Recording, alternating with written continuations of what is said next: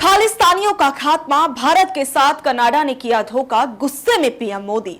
चीन पाक की राह पर कनाडा, भारत करेगा इलाज। खालिस्तानी आतंकी के लिए भारत से पंगा, ट्रूडो का वार, अब मोदी करेंगे पलटवार। शायद आपने भी इन तमाम टीवी न्यूज चैनल्स की ये हेडलाइंस देखकर ये मान लिया होगा कि अब तो कनाडा की खैर नहीं। आपको तो बताया ही गया है कि जब मोदी जी को गुस्सा आता है तो सामने वाला देश रोने गिड़गिड़ाने लग जाता है। लेकिन दरअसल विदेशी संबंध यानी कि डिप्लोमेसी के मामले में ऐसे हल नहीं होते हैं। तो सबसे पहले तो आप खबर जान लीजिए कि हुआ क्या है। कनाडा के प्रधानमंत्री जस्टिन ट्रूडो के सिख नेता हरदीप सिंह निज्जर की हत्या के पीछे भारत सरकार का हाथ बताने के बाद दोनों देशों के संबंधों में तनाव इतना बढ़ा कि पहले कनाडा सरकार ने भारतीय डिप्लोमेट को एक्सपेल कर दिया, तो फिर भारत ने कनाडा के राजनयिक को 5 दिनों के अंदर देश छोड़ने का आदेश दे दिया। अंतर्राष्ट्रीय राजनीति में इसे बड़ी घटना की तरह देखा जाना चाहिए, लेकिन हमारी टीवी मीडिया के पास अब इन मामलों को संजीदगी से देखने की क्षमता बची ही नहीं है। वो बस हर स्थिति में मोदी जी को सुपरमैन बना देना चाहते हैं, जिसके लिए देश काल की सीमाओं का वजूद ही नहीं है। समय के साथ भारत कनाडा के बिगड़ते रिश्तों की तह पर जाएंगे तो शायद आप समझ पाएंगे कि भारत कनाडा के बीच दरार का कारण सिर्फ हरदीप सिंह निज्जर की हत्या नहीं है। वहीं हरदीप सिंह निज्जर की बात की जाए तो आपको बता दें कि निज्जर खालिस्तानी टाइगर फोर्स केटीएफ का मास्टरमाइंड था और वो प्रतिबंधित अलगाववादी संगठन सिख फॉर जस्टिस का भी हिस्सा था। उसे 2020 में भारत ने आतंकवादी घोषित किया था और जून में निज्जर की कनाडा में गोली मारकर हत्या कर दी गई थी। अभी दोनों देशों के बीच ताजा विवाद को देखा जाए तो इसकी शुरुआत G20 सम्मेलन के दौरान हो गई थी। ट्रूडो G20 में भारत आए थे। इस दौरान पीएम मोदी और ट्रूडो के बीच द्विपक्षीय वार्ता भी हुई। जानकारों ने इस वार्ता के बारे में कहा कि यह मुलाकात अच्छी नहीं रही। पीएम मोदी ने कनाडा में सिख अलगाववादियों के आंदोलन और भारतीय राजनयिकों के खिलाफ हिंसा को उकसाने वाली घटनाओं को लेकर आपत्ति जाहिर की थी। तभी इस बात पर जस्टिन ट्रूडो का कहना था कि भारत कनाडा की घरेलू राजनीति में दखल दे रहा है और यहां तक कि ट्रूडो ने अपने देश लौटने के बाद 15 सितंबर को ही कनाडा ने भारत के साथ द्विपक्षीय मुक्त व्यापार समझौते पर बातचीत को भी रोक दिया।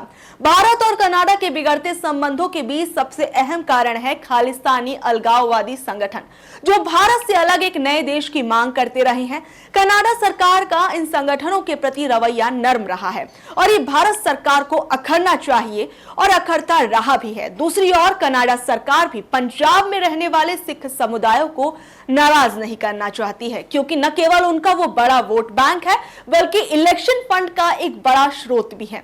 सिखों की अहमियत का अंदाजा इस बात से लगाया जा सकता है कि जस्टिन ट्रूडो ने अपने पहले कार्यकाल में कैबिनेट का गठन किया तो उसमें 4 सिख मंत्रियों को शामिल किया। वहीं भारत के अंदर चले किसान आंदोलन, जिसमें सिखों की भूमिका काफी अहम थी और भारत में कई लोगों ने उन्हें खालिस्तानियों से भी इस आंदोलन को जोड़ दिया। इस पर भारत में आंदोलन कर रहे किसानों के समर्थन में कनाडा के प्रधानमंत्री ने बयान दिया था। इस पर उन्होंने कहा कि कनाडा शांतिपूर्ण प्रदर्शनों का समर्थन करता रहेगा। यहां तक कि सिखों के प्रति उदारता के कारण कनाडाई पीएम को मजाक में जस्टिन सिंह ट्रूडो भी कहा जाता है। वहीं मिली जानकारी के अनुसार कनाडा में 14 से 18 लाख भारतीय मूल के लोग रहते हैं। पंजाब के अलावा सिख सबसे ज्यादा कनाडा में हैं। अब भले ही भारत कनाडा संबंधों के बीच बढ़ती कड़वाहट को संभालने के लिए जस्टिन ट्रूडो ने कहा कि भारत सरकार को इस मामले में गंभीरता दिखाने की जरूरत है। हम किसी को उकसाना नहीं चाहते हैं, लेकिन यहाँ ये गौर करने वाली बात है कि आज से 30-32 साल पहले एयर इंडिया बम धमाके की जांच के अब तक नतीजे पर नहीं पहुंच पाई है जो सरकार, तो वो सरकार 3 महीने में ये जांच कैसे पूरी कर सकती है और एकदम से कनाडा के पीएम ने संसद में ये बयान दिया। ये सवाल इसलिए भी अहम हो जाता है क्योंकि किसी विकसित या G7 देश ने इससे पहले कभी सार्वजनिक तौर पर ऐसे गंभीर आरोप भारत पर नहीं लगाए हैं। देखिए, पाकिस्तान के मामले में इस तरह से आरोप लगाना, सार्वजनिक तौर पर आमने सामने आ जाना आम बात है, मगर बात यहाँ पर कनाडा की हो रही है जो नेटो का सदस्य है, जहां भारतीय मूल के काफी लोग रहते हैं। ऐसे में विवाद बढ़ता है तो इसका बड़ा असर होगा। कई रिपोर्ट के मुताबिक कनाडा, अमेरिका और ऑस्ट्रेलिया जैसे अपने सहयोगियों से भारत को चुनौती देने के लिए साथ आने को कह रहा है। वहीं भारत के लिए पश्चिमी देश, खासकर कनाडा, सिख अलगाववादी आतंकवादी संगठनों का पनागार बना हुआ है, जो भारत के लिए खतरा है। बहरहाल इस मामले में अभी बहुत सी चीजें पता नहीं है। ऐसे में ये मायने रखता है कि कनाडा ऐसी जांच करे जो पारदर्शी हो और भारत सरकार इसमें सहयोग करे, क्योंकि जहां एक तरफ अगले साल भारत में आम चुनाव है, तो वहीं 2025 में कनाडा में भी चुनाव होंगे। इन दोनों देशों के चुनावों पर ऐसे मुद्दों का असर पड़ता नजर आएगा। वहीं आपको बता दें कि भारत सरकार की तरफ से छात्रों से अपील की गई है, जो छात्र कनाडा में पढ़ते हैं, कि आप अनावश्यक यात्राएं ना करें। यात्रा के दौरान सुरक्षा पर खास ध्यान दें। उन इलाकों में जाने से बचें जहां पहले भारत विरोध में खालिस्तानियों ने प्रदर्शन किए थे।